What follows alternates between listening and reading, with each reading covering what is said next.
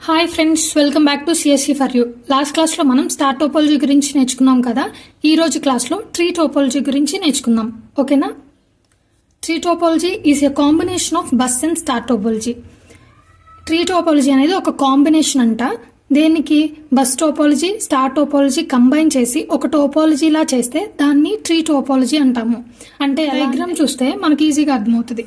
Bus topology అంటే మనకేం తెలుసు, ఒక మెయిన్ కేబుల్ కి మల్టిపుల్ కంప్యూటర్స్ కనెక్ట్ అవ్వాలి అనుకున్నాం. ఇక్కడ కనెక్ట్ అయినాయా? ఇది ఒక back bone main cable, multiple computers connect అయి ఉన్నాయి. ఇక్కడ కంప్యూటర్స్ కనెక్ట్ అయి ఉన్నాయి. దీంతో బస్ టోపాలజీ వచ్చేసింది. స్టార్ టోపాలజీ అంటే ఏంటి?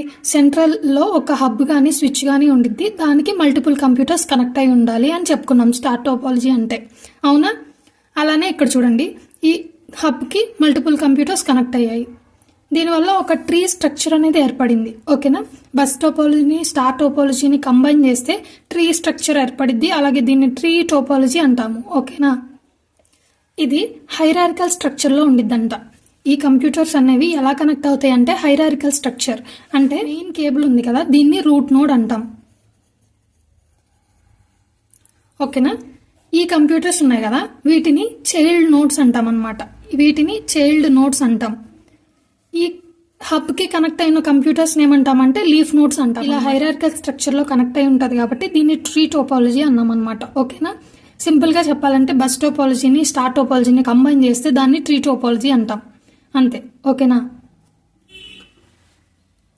అర్థమైందా ట్రీ టోపాలజీ అంటే ఏంటో? నెక్స్ట్ వచ్చేసి advantages. It supports broadband transmissions అంటున్నారు.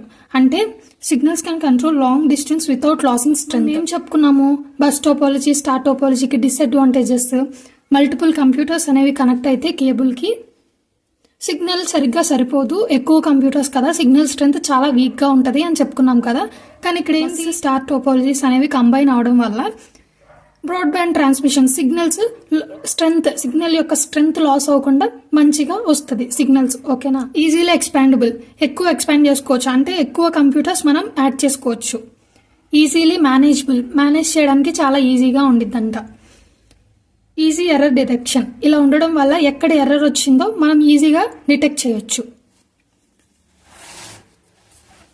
నెక్స్ట్ వచ్చేసి లిమిటెడ్ ఫెయిల్యూర్. లిమిటెడ్ ఫెయిల్యూర్ అంటే failure in one node does not effect the whole network.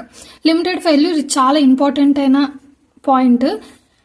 Limited failure, ఈ హబ్ ఫెయిల్ అయినా కూడా, ఈ కంప్యూటర్ ఫెయిల్ అయినా, ఏ కేబుల్ ఫెయిల్ అయినా కూడా నెట్వర్క్ అనేది స్మూత్ గానే జరుగుద్ది. ఓకేనా?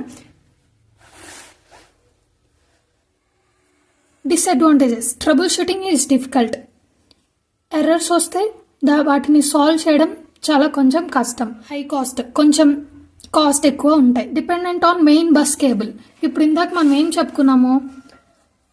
ఈ హబ్ ఫెయిల్ అయినా ప్రాబ్లం ఏం లేదు, నార్మల్ గానే నెట్వర్క్ స్మూత్ గానే వర్క్ అవుతుంది అని చెప్పాను కదా.